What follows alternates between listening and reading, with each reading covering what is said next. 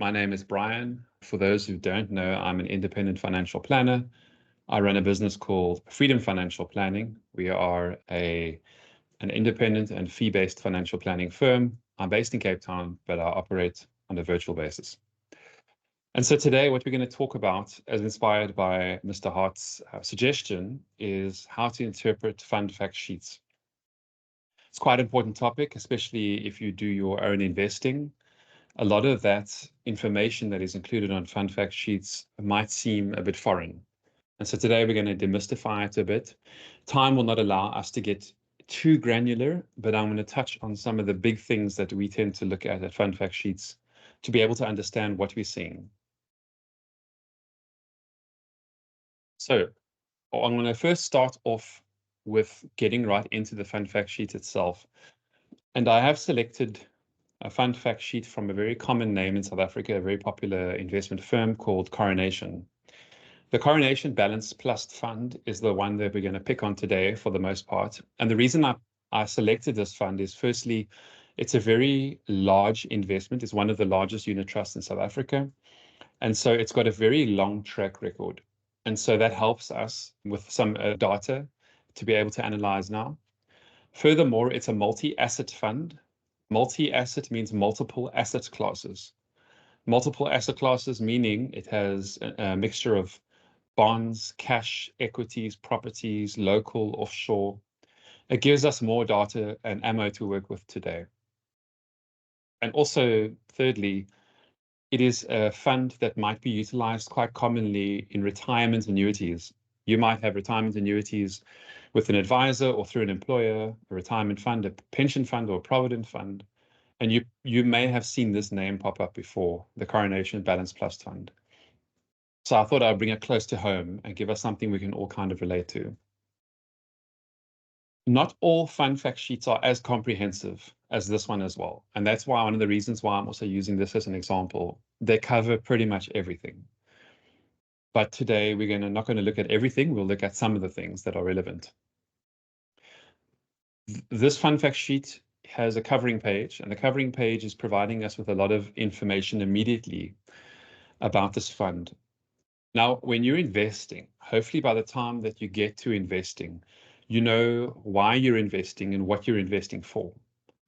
In other words, if this is a retirement annuity, we are busy trying to set up, and we're picking a fund, and we've come across this fund. We need to understand what kind of outcome we're looking for, what kind of asset allocation, what kind of growth targets. We also need to know if the fund we're looking at is in the right category of investment funds for our purpose. A pure equity offshore index tracker fund will be very different to this portfolio in its mandate, in its risk profile, in the simple reason why you invest in it. And so we're going to go from the top now and see how this fund is trying to tell us, how this fund fact sheet is trying to tell us who this is meant for. So this fund objective, immediately I would always read this. I will always refer to this immediately, especially if it's a fund I'm not too familiar with. The objective of this fund, straightforward, is to achieve the best possible investment growth for retirement savers. And it announces immediately that it complies with Regulation 28 of the Pension Fund Act. Regulation 28 of the Pension Fund Act limits or gives parameters on how one can invest for retirement savings within a retirement vehicle. And so this tells you immediately that if you invest in this, it will be compliant. You won't have to go in and make a lot of changes to your fund when maybe the offshore asset allocation increases too much, maybe when there's too much equities or so on. So you can tell a lot of the fund fact sheets that are out there, they give a lot of this relevant information. It also tells you something that not many fund fact sheets out there tell us, and they even say, what does this fund invest in? That's pretty cool, because it's removing the doubt about this fund's composition. And so it tells you that it invests in a variety of asset classes, shares, bonds, property, cash. And so if you're looking for the most aggressive investment, maybe for your tax-free savings account or something similar, then this is really telling you I'm not suitable. But furthermore, as if we scroll down, it's going to tell us already how it risk rates itself. By risk, the technical definition of risk is the possibility of permanent capital loss. However, for the entire sector and for most of us consumers of advice, we often think of risk maybe incorrectly, and we think of it as volatility. And so this fund is saying that it's about a 6 out of 10 in terms of the risk profile. A lot of the funds that are out there do give this type of rating. 6 out of 10, it's middle, just right of middle of the road. So it's telling you it's not going to be the most aggressive fund. What doesn't make it aggressive? It's the amount of diversification. And so it tells you here in this pie graph, which is once again very cool, it tells you that it has up to 85% growth assets and then 15% income generating assets. Now, these are its maximums. I suspect it never really will get up to that point, especially if it has to comply with Regulation 28. But what they're saying is that they can commit quite heavily to growth assets. However, you will always have income assets, which are bonds and cash, which will be serve as a bit of like a sheet anchor to this portfolio. It won't allow it to get the returns that maybe a pure equity fund will be able to get. So it's telling you already in its own words, this is a moderate investment, moderate risk profile, and it's diversified across various asset classes. Another cool thing about this investment is that it tells you that it is recommended for 5 years or more. Now, when it comes to these types of funds, these types of investment funds, the duration, well, not the duration, rather the prescribed investment term is very important. It's very important because what you're going to have is an investment term of 5+ years. That already tells you if this money is meant to pay for my child's university fees in 3 years' time, it is just not suitable. So they're trying to mitigate risk already upfront on this sheet. And all of the investments out there will generally provide us with this information. So I'm going to skip past all of this stuff up here. We'll get to that now. And then I'm going to go straight into some of the statistics they provide here. So the launch date of this fund is 1996. So amazing long track record. It gives us a lot of data to work with. The fund class. The fund class is potentially important. You get different fund classes depending on the age of the investment, because over time legislation has changed or trends have changed, and the way that that investment is managed or the way that investment is managed might have changed over time. And so if a fundamental shift happens and they need to change the way they manage the investment, they might open a separate class of investment. So if they open a separate class of investment, what you will have is class A and maybe a class B. And the class B, maybe the company stopped charging performance fees. And so if you want to get the fund without performance fees, you might have to look for the other one that's available, class A or B. What we also get through, if you work through an advisor, some of us on some investment platforms get access to lower cost versions of the fund. Let me pick on another company. If it is 91, the investment platform 91, and maybe they give me as an advisor the opportunity to get a low cost version of their 91 opportunity fund. Class A might be the more expensive version, the over-the-counter version, but then you might get the institutionally priced or the wholesale priced version, which is cheaper, maybe through an intermediary, or maybe if you go directly, it is somewhere on the fund list and it might be a different class. Sometimes they also might close a fund off a new business because it's getting too big, and they might open a second version of that fund, and that might be categorized as another class. So the class can be important. It might also not be important, because if it's a more recently launched fund, it is hopefully clean priced. And then what they do is they will just have the best version available for everybody.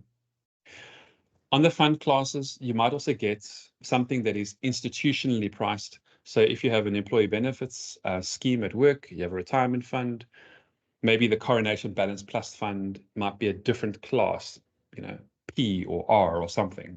I'm making this up now, and that could be something that is priced on that umbrella fund platform. So maybe it's with Sanlam umbrella funds, for example, and they were able to negotiate a really good deal for that fund, the price of that fund. So the fund class can matter, but unfortunately it depends, and it gets quite technical. Okay, what I want to spend a few seconds on is the fund category, a CISA fund category. This fund category tells you a heck of a lot about the portfolio. And if you understand the fund categories, you already start sorting and filtering the investment options you have based on this. So you have this one is the South African multi-asset high equity. And so let's get into this quickly. Firstly, who or what is a CISA? A CISA is the Association for Savings and Investments South Africa. So it is a body made up of the big players, the big product providers in South Africa, and they try to standardize the way certain things are done. They speak with one voice, and so they try to bring across, this is how we compile the fund fact sheet. This is the things we bring across on those fund fact sheets. And this is how we classify all of the investment funds in South Africa. So there are about something like 2,000 investment options you have in South Africa, 2,000 separate funds. And within this category, this multi-asset high equity category, there are almost 200 investment options. And so it's important for them to create order. And so they will be able to classify a fund when it's launched, and it filters it into a category, and then you go towards that category to look for options for your investments. So the first level of classification, the first tier is South African, which is 60% or more invested within South Africa. This is where the Coronation Fund is, South African. So it's kind of for your local balanced type funds. You get worldwide. Worldwide means it can have South African and offshore assets with absolutely no limits. A global fund must have 80% plus outside of South Africa. And then you get regional funds. Regional funds will have 80% or more within a specific country. So a good regional example might be you get like China funds, a China tracker, or a Prescient has a balanced fund that is like a China fund. And so you will get these regional funds where if you're designing an intricate portfolio and you want just a little bit of exposure to a region, you throw that in there. It classifies for you what it is. It tells you up front, and they can't break those rules. So those fund managers must stay within those parameters. And if they change their mind about how they want to invest for that particular portfolio, they will then have to apply to be reclassified. And then they have to send it out for voting, and it's quite a schlep. So I can't recall ever seeing a fund reclassify itself, really. Okay, and the second level of differentiation is equity portfolios. That's obviously just pure equity. Multi-asset portfolios, like a balanced fund or a managed fund. Those are funds that have multiple asset classes in it, like bonds, cash, property, equities. Interest-bearing portfolios, as the name says, it invests in things that produce yield, interest yields, money market, bond funds, income funds, which we'll touch on just now as well. And then also real estate portfolios. So if we look at these classifications, we go back to Coronation, South African, most of its assets must be invested in South Africa. Regulation 28 makes sure of that. Multi-asset, and it's high equity. So this is quite cool. This is from the ASISA site itself. And it just shows you pretty much all the different classifications within the different categories.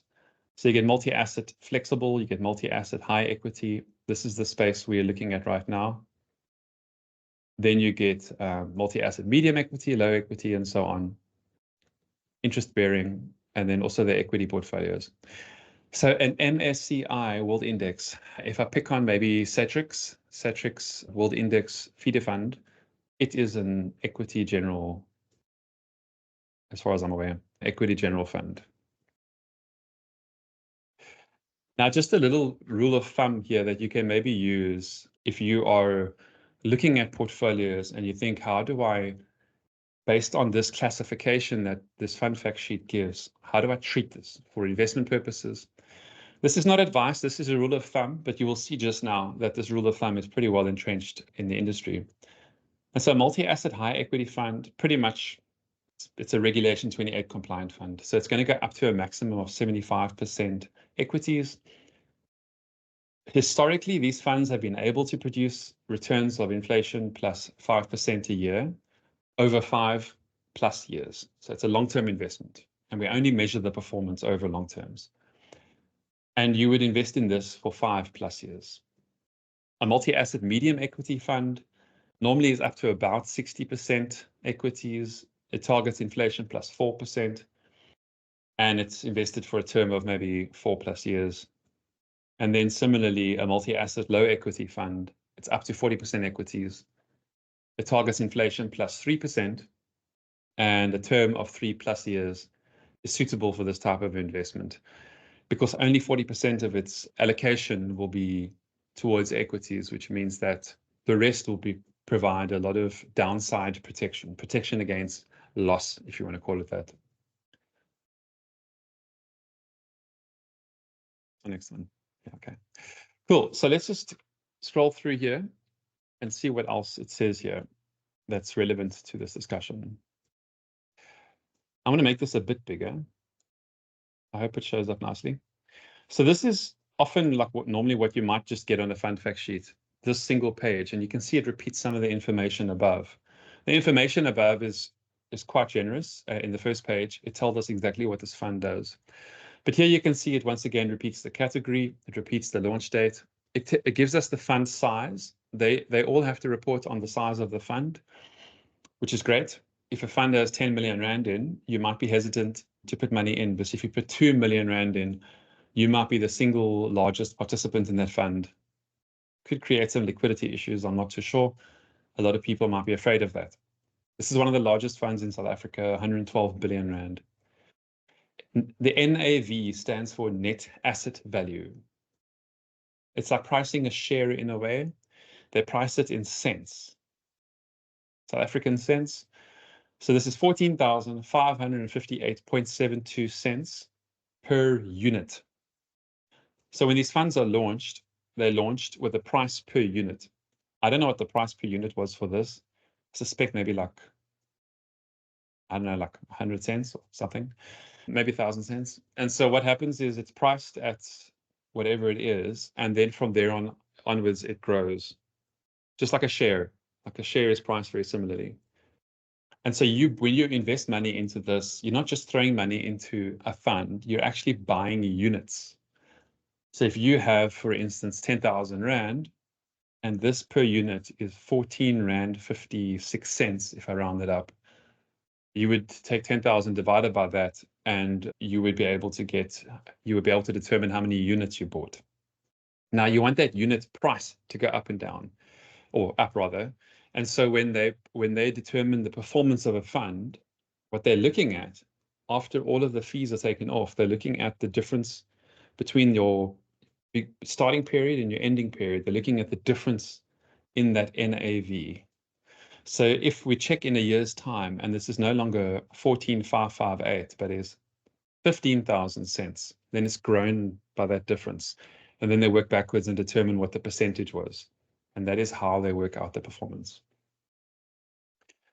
Okay, something that's extremely important, something I look at immediately is the benchmark. What are they measuring themselves against? And is it a fair measurement? I mentioned that in this category of funds, South African multi-asset high equity, there are almost 200 unit trusts. Names like Allan Gray Balanced, 91 Opportunity, 91 Managed, Satrix Balanced Index, Signia Balanced, Skeleton 70 is in this range as well. They all form part of that. And so what these guys are doing when they show performance is they're saying their benchmark is the category average, excluding their own fund, which makes sense because the average will include their fund. So they're looking at the category average, excluding their fund, and they just want to show you, look, we beat our competitors or we didn't. When we as financial planners work with funds, we don't necessarily too concerned about category average. When I plan for a client, I can't type in grow the investment by the category average. What we look to do is we look to grow the investment or target growth of inflation plus something. We're trying to get an outcome. However, these guys are competitive. This is their job. And so what do? They compare themselves against their peers.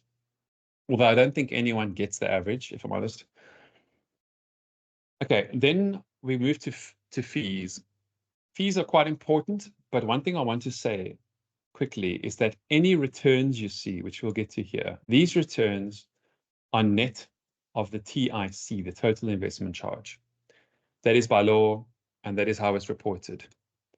So if the fund returned 10% for 1 year, maybe, and the total investment charge, the TIC, was 1.84% for the year, they've already taken that off.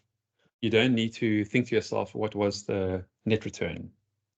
What you do need to take off, though, is any fee charged by the investment platform that is hosting your investment, doing the administration. It could be like a Signia or something like that. You will see what the administration cost is. It's normally up to 0.58% a year, including VAT, for very small amounts of money. And then also, if you have an advisor, you would take that off as well. So you will see here, it's kind of weird. It might look weird to you. They've got a 1 year and a 3 year figure for the expense ratios, transaction costs, and then overall the TRC. The reason why that is because the 3 year figure is actually the one that is the best one to look at. It's the one that you need to report on. However, a 1 year figure you can report on a 2 year figure if you want to. Now, these are ratios. This is a percentage to ratio. And so what it says is the fund management fee on average per year for 3 years was 1.24%. So that is what Coronation paid themselves for managing this fund. Fund expenses are the expenses that cost to run the fund, administration, auditing, all of these different things. And so that cost is there, and then there's VAT on top of that. Then there are transaction costs. Now, transaction costs relate to buying and selling of instruments. So trading is expensive. Brokers make money doing that. And so if they sell shares and buy shares, the trader, the stockbroker, if you want to call them that, will make money on the trades. And that is built into the cost. So previously, back in the day, it used to be a TER is what we looked for, total expense ratio. Transaction costs can be relatively high if you have a manager that maybe has a style that is biased towards momentum or growth, where they always pick the ones that are running hard, and then they will drop those shares after a while. And so what you will have is maybe a higher volume of share trades than there would be for another fund, which is like a value fund, maybe, where it's a very strict buy and hold philosophy. And so transaction costs can add up, and you can see here, it takes the total investment charge for this fund to 1.82% per year over the last 3 years. Now, if you ask me, Brian, what is this fund's fee?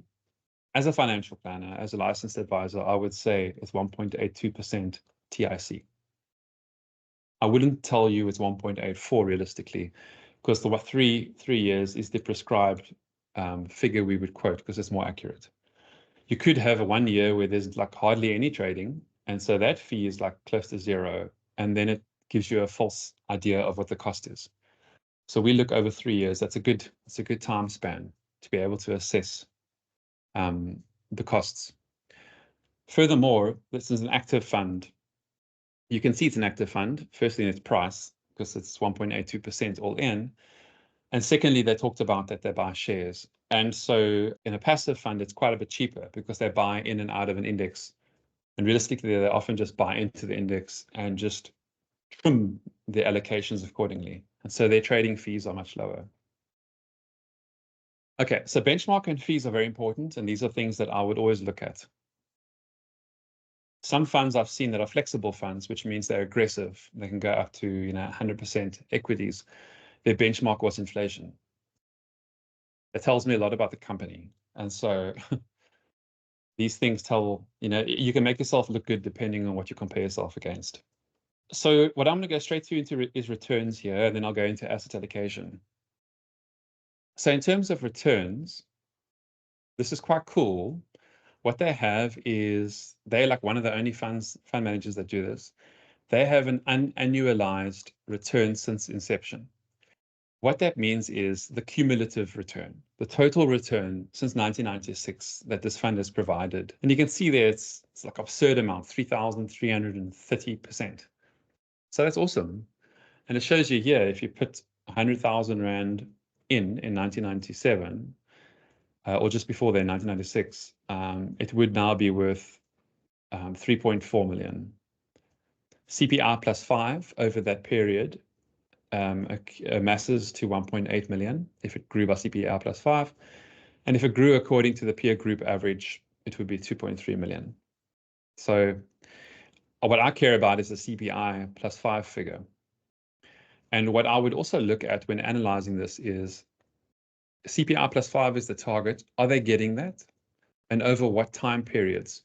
Remember, the only real relevant measure for this type of fund is 5 years plus. 5 years plus, and it's not anything shorter. Anything shorter is not really that relevant for this type of investment. And then also, if we look too far back in the past, we can also get a story of how investment return profiles were different back in the day. And so if you look at this fund, the annualized return since inception is 13.5% a year. Now, what does annualized mean? Annualized return, and this is quite a mouthful, so I'll explain it, is the geometric average amount of money an investment earns each year over a given period. Basically, it's calculated as the average to show what an investor would earn over a period of time if the annual return is compounded. Now, if you take this fund and you say you got all the 12-month periods that make up the whole history of this fund, and you add them all together, and you divide them by how many years this fund has existed, that figure won't be the same as the annualized return since inception of 13.5%. Annualized is a very different calculation, and it works out what the average is per year, so to speak, considering it is compounded. And so we often in the industry will talk about, it averages about 13.5% a year since inception. It's not necessarily the correct way to classify it. And so if you look, for instance, at a fund, if you're looking at a fund and you're looking at something like this table at the bottom, which shows you, it's pretty cool. It shows you month by month over calendar years how this fund is done. And if you take 14.9%, deduct 2%, add 21.5, and then add 8.9, and then divide it by 4, over the last 4 years, the annualized return will differ from that figure. Because and the average is not the same as if the money was compounded in the year that you calculated the average. So annualized return is just slightly different to an average, but we do kind of speak about it like it is an average. And so what I would look at in this fund is I would immediately be drawn to the 5+ years figures because it's a long-term investment. And I'll say, well, fine. Over the last 5 years, the fund produced 10% flat net of its fees. Okay, cool. What was CPI plus 5? 10.1. So it's kind of it did its job. What was the peer group average? 8.4. So I'm not too concerned about the peer group average here. Where I would be concerned about the peer group average is 10 years. 10 years is a very good time measure for a fund like this. And so if I look over the last 10 years, it's only produced 7.9% a year. Okay. Now I look at CPI plus 5 and I say, shucks, it's missed the mark by about 2% a year. And that's meaningful. The meaningful shortfall, because to make that up, you would have to take outsized risk. Now, why did it do that? So now let me get context. What did the peer group average do? Well, the peer group average was 7.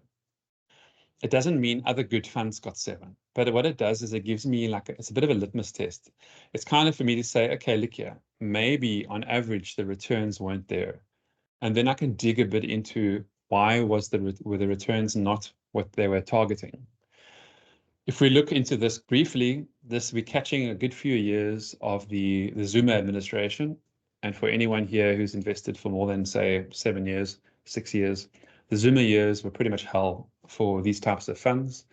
Money market was completely decimating the returns that these funds was getting.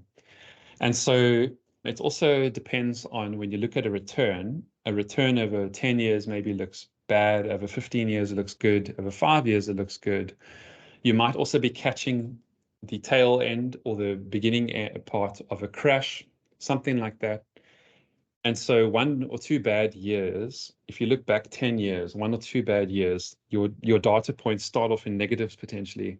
And so what happens is when you do the math, you'll work out that your overall return per annum is not that high. Regardless, this isn't necessarily a fund analysis session. This is a fund fact sheet analysis session. But the stats do tell a story. The data does tell a story. And you can always go and look into Google, for instance, what did the JSE do? What did the world markets do 10 years ago, 9 years ago, 8 years ago? And you might see a story. Furthermore, these graphs kind of help a little bit. It also helps with the discussion about risk, because people will say, global financial crisis, it was time to effectively jump out of buildings. People were incredibly stressed. And they thought that the world had fundamentally changed and investment returns were never really going to be there again for people.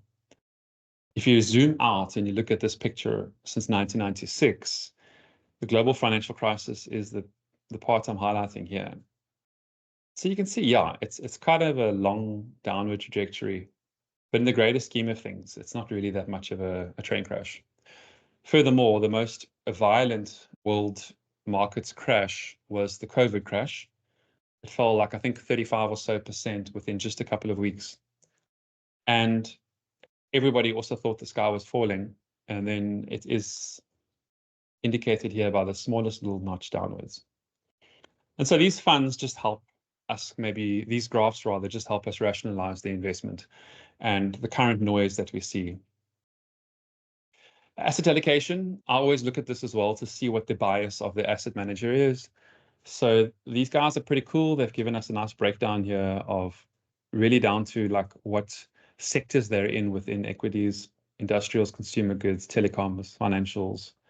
So that's quite cool. And also the local and offshore split can be important for the long-term asset allocation.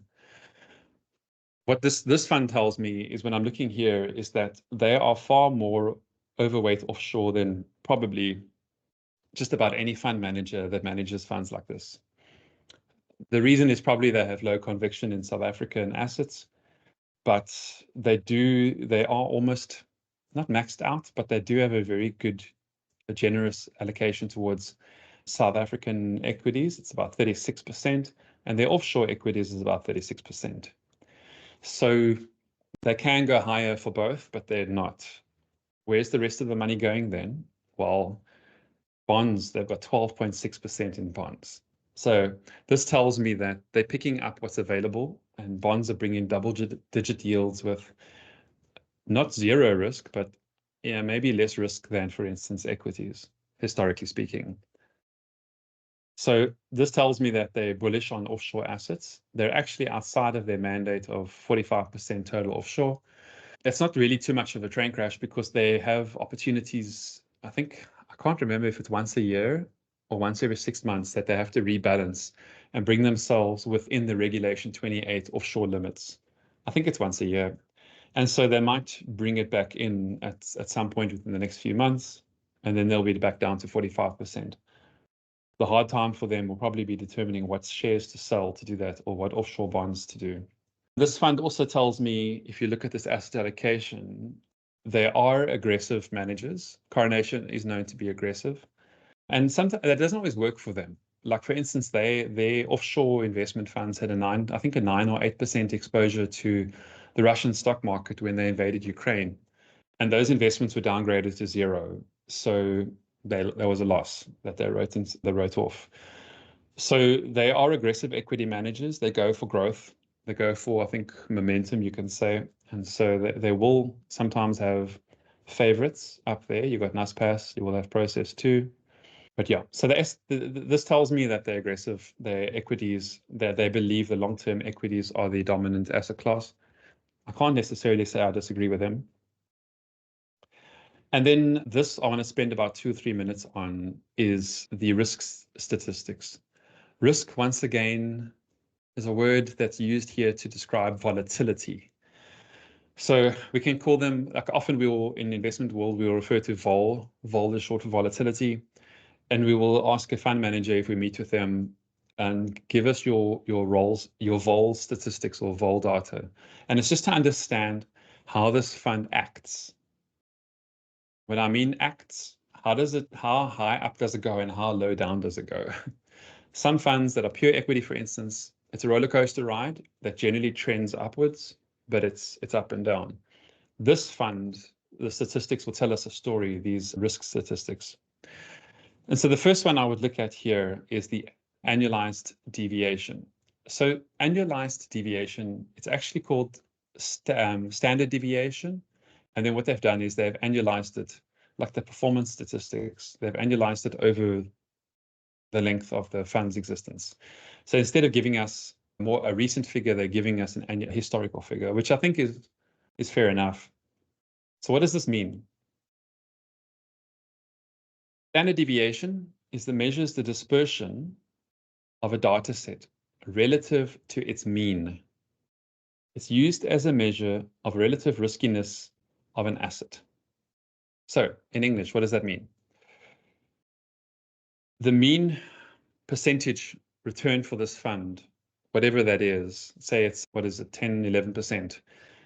This fund, the dispersion of returns can be up to 13% from the mean. Okay. Now, that means nothing in isolation. So if you look at the peer group average, the dispersion of returns can be 10% of the mean. Now, it tells me that it's 30% greater dispersion from the mean. What that means is that the returns could be like 13% either side of its general normal returns profile. So if it's targeting inflation plus 5, let's just say that's 10% over the long term. It could be 30% either way. There could be that size of a swing in returns. So it's, if you had a scatter graph, the returns might be a little bit all over the place, but when you averaged out, it comes back to the mean. The problem with this statistic, though, is that it doesn't discriminate between upwards or downwards. Okay. So we don't know if it averages 13% above the mean or 13% below the mean, because 13% above the mean is awesome. If it's always 13% below the mean, that's problematic. However, the returns tell us that that's not the case. We can see that they have a lot more equities. So now you're looking at the returns are favorable over the long term. High equities, which means there will be greater volatility, that is what you might pick up from this. And then I go here and I see, yes, there's a potential for the returns to stray away from the mean more than it would for the peer group average. 3% more, 3 percentage points more, which is roughly like just under 30% difference. So that's the first thing. This fund is just going to be a bit more volatile. And that's what that tells us. The second thing I would look at here is the Sharpe ratio. It's a Sharpe, it's named after somebody. And the Sharpe ratio measures how much excess return you get for the extra volatility you have to endure for holding a riskier asset than cash. I put the word cash in here. The cash is actually the risk-free rate. How much more return are you getting as a reward for the risk you're assuming by having the investment here and not in cash? Okay. So it measures your risk-adjusted return. Are you being rewarded? Are you being compensated for sticking your neck out there and giving your money to these guys to invest in shares, which might be quite volatile? A higher ratio implies a higher investment return compared to the amount of risk assumed. And so the formula for this, I'm a nerd, so I'm just going to give this to you. I don't know if it's of value, But the formula is the rate of return in the portfolio less the risk-free rate, so less cash, money market, divided by that standard deviation statistic we just saw, which measures volatility. So you can see where they're going with this. They're like, you got 2% more than cash over the last 5 years per year. So 10% versus maybe 8, divided by that 13. And then they come up with this figure of 0.35%. Now, this doesn't look amazing, if I'm honest, 0.35%. It's not, but it is a ratio. So you want it to be up there towards 1. You definitely do not want it to be negative. The other day, I saw a fund fact sheet. I won't mention the company. They run a pure equity fund, an active manager. The Sharpe ratio was a -4. So they're rubbish. This is showing me that you're getting a return. You are being compensated for the risk that you're assuming. In South Africa, this statistic is not as impressive as it is in countries like the US and some European territories. The reason is because the risk-free rate in South Africa is high. In other words, the interest rate is high, which means we're getting at the moment in a money market fund, if it's 0 fees, it's like 8.25% a year with the lowest risk you can possibly have. So we're being rewarded for not assuming any risk in South Africa. And fund managers who are investing in equities are getting 10, maybe 10, 11% a year. And you can see here that the difference is 0.35% Sharpe ratio. Whereas in the States, they normally look at multiples. So it's like 1, 2, 3% Sharpe ratios. We're just not there. Our interest rates are too high. But this tells me that you are being rewarded. If you're happy with that reward, it's really like maybe a personal choice, because you might say, well, 0.35% is not high enough. But then you can compare this to other funds within the category. If you have a short list of funds, it's a way you can compare all of this data. You can compare across. It should be standardized to a large degree, and you can compare apples with apples. Maximum drawdown is a very good statistic to look at. And what the maximum drawdown indicates is the maximum, I don't like the word loss, but it's Investopedia, but the maximum reduction from a peak to a trough of a portfolio before a new peak was attained. So it's looking at the biggest change from high to low in this fund's history. And that was 34% down. The peer group average is about 18%. This will happen when you have a higher equity allocation. And also maybe as an active manager, you pick shares that could potentially fall very hard if they're not in favor. And so if I can explain this visually, if you look here in Jan 98, this is around the time of the Asia crisis, Thailand and all of that. They all went through quite a lot of economic trouble. And so there was a market crash. And I don't know if this change in the market, if this fund's reduction in value happened because of that. But you can see here, 100,000 Rand invested a bit later would have been 200,000 Rand, but then it dropped all the way down, quite a bit down to almost halfway, like maybe 40%. So I suspect that is that maximum drawdown of 34%. And it went from its high to its low. And whatever the percentage is over its time, what was the maximum? What was the biggest from a highest to a lowest? Obviously, the global financial crisis produced one as well. And so you can look here, 2008, it hit kind of its highest over here. And then over the space of a year and a half, 2 years, a proper bear market, it reached its lowest point. Can't tell visually what that might have been, but that looks very sizable as well. And so it's probably one of those two that they've chosen, that they've used there. The industry average, though, the peer group average supposedly is 18. Just a little bit more on this standard deviation. I talked about maximum drawdown. Okay, I covered that, yeah. Income distributions. This isn't really all that relevant for this type of fund, but when you see a fund talk about income distributions, what it means is When does that fund distribute any income it earned from interest and dividends? Okay. So you might be relying on this type of portfolio for growth and income, like if you have a living annuity or something. This statistic might be important to you, but I'm going to show you a bit of a better form of that reporting now in a different fund fact sheet. That fund fact sheet is this prescient fund. I chose this fund because I wanted to talk about quickly just income provider funds, income funds. Sometimes you invest for income. You might buy a government bond. You might put your money into a money market.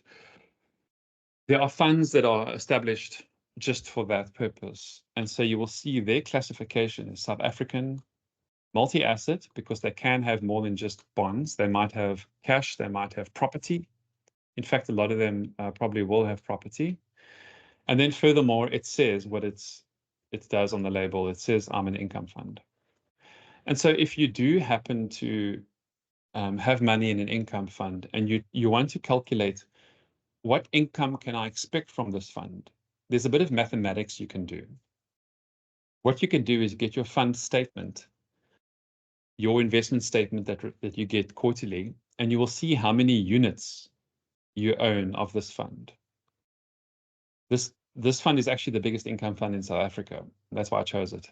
And so if you look at the amount of units there might be in this fund, you might own, let's just say 10,000 units. So if you own 10,000 units and you want to know how much income can I expect from this, they tell you here how much they distribute on a monthly basis, cents per unit. So you would pull out the old calculator. I don't know if it's going to share on Teams, but anyway, you say 10,000 units and you multiply it by 0.88 cents per unit, and you would have got 8,800 cents or 88 Rand for those 10,000 units. So obviously you would have more than 10,000 units. But what it shows you is you can, for instance, say, okay, well, the fund produces 9.9% return for the last year, on average 7.7 for the last 3 years. You can do it like that, but what I would do is a bit more technical, a bit more analytical, and I would add these up and get the average cents per unit distribution, and then work out what you might receive. Furthermore, you might be able to see a trend. So here in April last year, a year ago, it was 1.52 cents per unit distribution. But 2 months before that, it was about half that.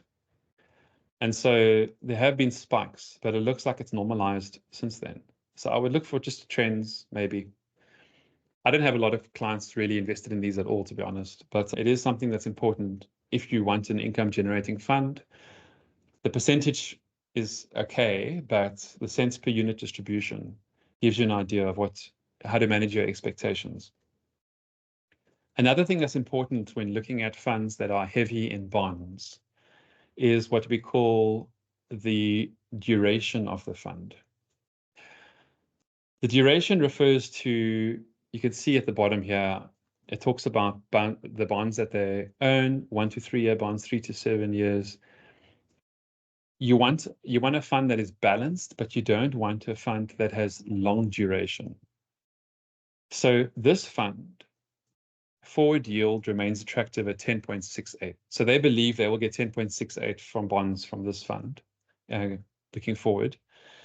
And it has an interest rate duration of 1.52 years and a total fund duration of 1.83 years. So the 1.83 years is key. And I want to tell you why. One of my consulting firms that I utilize for client portfolios analytics, they gave me this neat description of what duration means. Fixed income duration can be interpreted in 2 general ways. Firstly, how long it takes in years for an investor to be repaid a bond's price by the total cash flows received over time. So if we go back to that prescient fund, duration is, the overall fund duration is 1.83 years. What is it? 1.83 years is how long it takes to be repaid the bond's price by the total cash flows received from the fund. The second one, though, is the most important one, in my opinion, the second point. the sensitivity of the price of the bond changes. It's the sensitivity of the price of the bond to changes in interest rates. Okay. Generally, when interest rates rise, the price of a bond will drop. There's a good reason for that. The reason is because new bonds are issued at the new interest rate. So everyone wants the new one, that's a higher interest rate. And so holding the old interest rate doesn't become attractive anymore. And then vice versa. Duration measures the degree to which the price of a bond will rise or fall when interest rates fall or rise. For example, if rates were to rise by 1%, a bond with a 5-year average duration would likely lose approximately 5% of its value. That's quite meaningful. So therefore, duration gives investors an indication of the riskiness of a bond. A bond with a higher duration will experience greater volatility when interest rates move compared to a lower duration bond. So even if you don't understand all of that, what you want to do is get a fund that doesn't have a very long duration, because it could act a bit crazy if the interest rates change. And crazy is not necessarily what you want in a portfolio that produces income for you. So that is something I would look at on a fund that produces income for an investor. I think there's time just for one more quickly before I take questions. This is a fund I often utilize on my offshore portfolios, dollar-based or euro-based portfolios that we make for clients. It's the iShares World Equity Index Fund. iShares is BlackRock.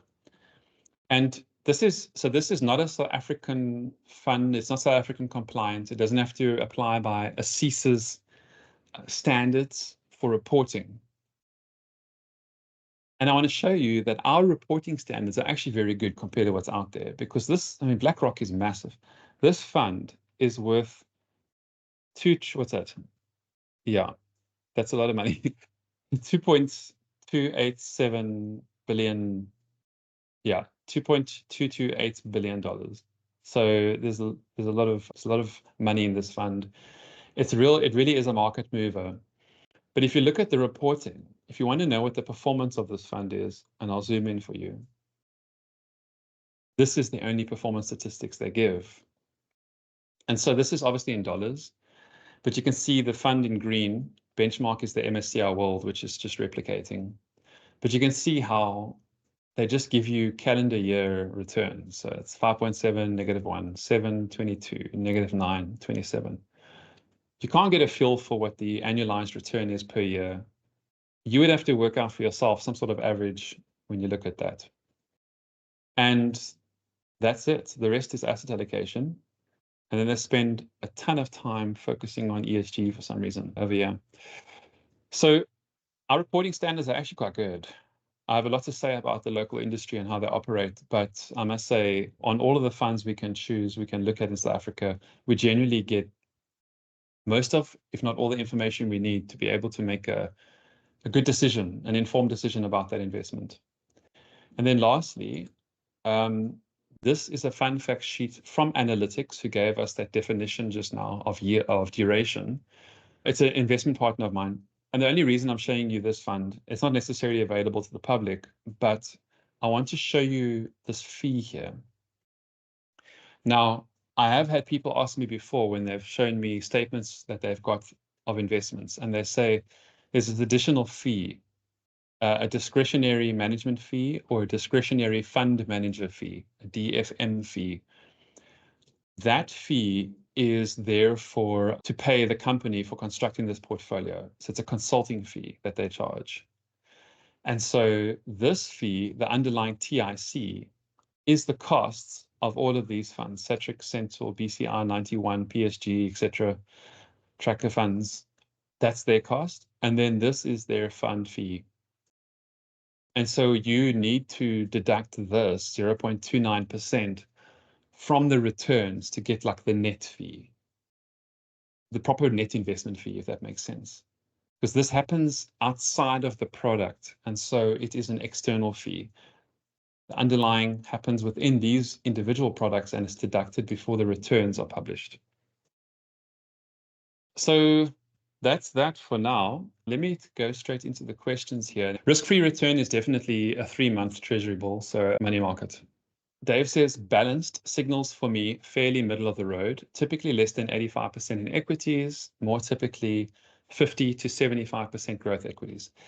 Yes, it's a very good point. Balanced, as the word says, it's spread. There's a balance of asset classes. How balanced is it? Well, it depends on what category it's in. So if we go back, and I'm showing my screen still, if we go back to these categories, you might get a fund that is called a moderate balanced fund, or a medium balanced fund, or a conservative fund, conservative balanced fund. There are funds out like that that are available for investors, and those will have lower exposure to equities, and so they are more balanced. Ironically, the ones that up to 75% equities are less balanced, but it tries to tell you that there is diversification. Another word for those funds that are often used will be managed. And yeah, unfortunately, in South Africa, our laws are structured in such a way that we are protected from getting the best returns possible when saving for retirement in a traditional retirement fund product. I'm not sure why it's not 100% equity. Another question, are the class definitions of funds standardized or specific to each company? So it's specific to each company. You can have an A and a B. I know of a company that has A because that was the first one it ever released. Then it had like R. R was for retail clients. So I think they have scope to play around a bit. But the concept of fund classes is pretty much regulated. It's just how they go about classifying them themselves. Dave says, for a much more flexible, we do what we like, see the 91 managed fund, although interestingly, they rate themselves as a 4 on the risk scale. Yeah, so the 91 managed fund is, the performance track record is good, but very aggressive fund in the sense that they trade a lot. So there's lots of buying and selling of shares.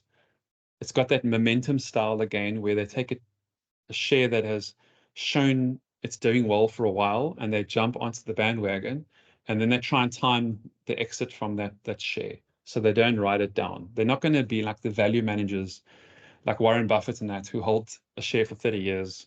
It's not the same.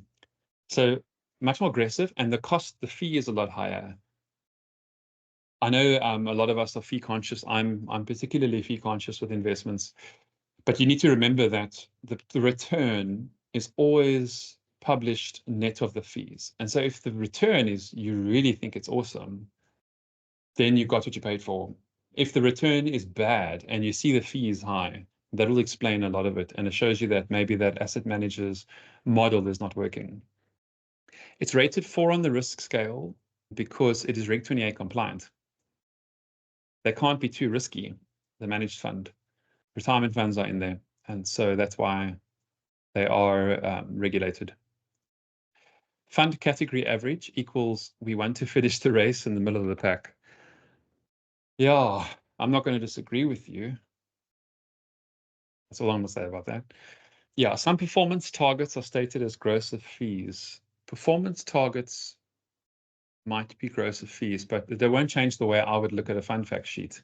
And I don't think it should change the way you look at a fund fact sheet. At the end of the day, we need that money to grow by, if it's inflation plus 5, that's what we need it to grow by.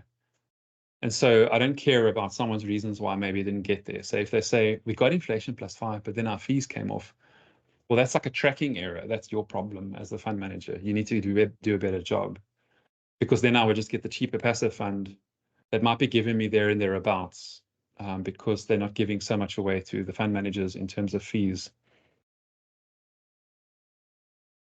Okay, so see any queries here? Yeah, income distribution and the dividend interest split is relevant to your personal tax liability. Most definitely, especially if that is happening within a discretionary investment. Discretionary meaning like a accessible, like a unit trust where you can do what you want to. If that was within an endowment, it will be taxed within the product at 30% income tax rate. And if it's within a retirement fund or a living annuity, there's always dividends tax, but there would be no tax on the interest earned. And so they do split it out like that to show you the different distributions. Yeah, and thanks to Asisa for the reporting standards. It's helped. It's difficult to hide, and it's difficult, you can't hide your performance. And I'll say, whatever fund fact sheet you look at the end of the day, in my opinion, performance is what you're paying for. And so when you look at the performance, you've really got to understand why it's producing the returns it is. There are a lot of very good funds in South Africa that we have to choose from. They don't have to be expensive and they don't have to be complex. The performance alone will tell you a lot. If there are any other suggestions for any other topics, please do message me directly. Otherwise, thanks very much. I really appreciate it and have a lovely week ahead.